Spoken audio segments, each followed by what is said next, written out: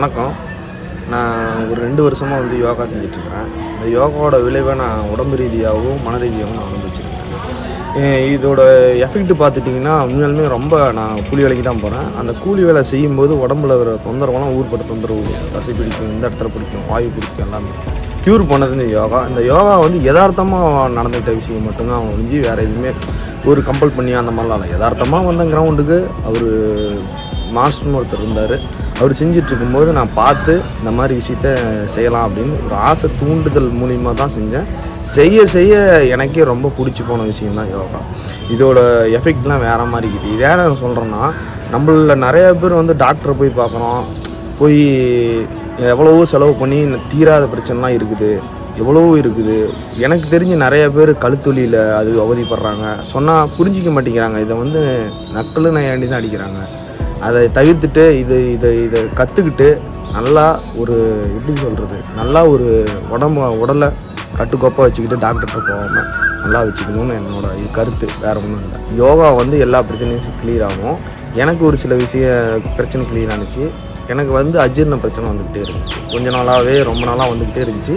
நான் யோகா செய்ய செய்ய அதை ரெக்கவரி ஆகிறதே என் கண்ணார் நான் பார்த்தேன். அதே மாதிரி இந்த இடத்துல தசை போயிடும். முட்டை அதிகமாக சாப்பிட்றதுனால எனக்கு ஆகிட்டு இருந்துச்சு. எனக்கு தெரியல, ஸ்கேன்லாம் எடுத்து பார்த்து கூட எனக்கு ஒன்றும் புரியல. நான் யோகாவில் செஞ்சு அதை கிளியர் பண்ணிக்கிட்டேன். நிறையா விஷயம் இதில் கிளியர் ஆகும். உடம்பு ரீதியாகவும் சரி, மன ரீதியாகவும் எல்லாமே கிளியர் ஆகும். இதோட எஃபெக்டிவ் செய்ய செய்ய உங்களுக்கே தெரியும். இது பிபி சுகர்லாம் வராதுன்னு சொல்கிறாங்க, அதெல்லாம் எப்படின்னா?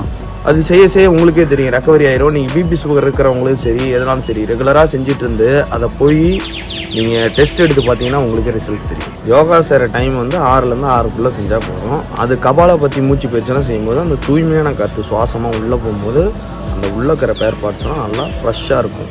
அதுக்கோசரம் தான் அந்த மூச்சு பயிற்சி செய்கிறது. மூச்சு பயிற்சியில் நிறையா விதம் இருக்குது. அதை ஒரு சில விஷயம்லாம் நான் சொல்கிறேன்.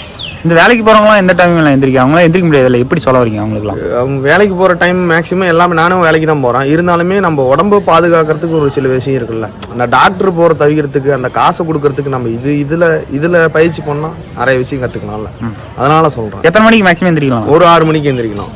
6 மணிக்கு எந்திரிச்சோம்னா ஒரு மணி நேரம் செஞ்சிங்கன்னா போதும். அந்த மூச்சு பயிற்சி ஒரு சிலர் ஏந்திரிக்க முடியாதுங்கிற போது கொஞ்சம் அட்ஜஸ்ட் பண்ணி ஏந்திரிச்சிங்கன்னா அவங்க உடம்பு பாதுகாத்துக்கும். யோகாவில் நிறைய ஆசனம் இருக்குது.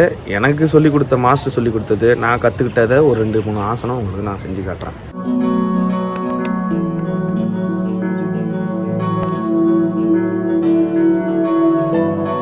நான் செய்ய போகிற ஆசனம் சிரசாசனம். சிரசாசனத்துக்கு இன்னொரு பேர் அரசாசனம். ஓகே, நான் செய்கிறேன், பாருங்கள்.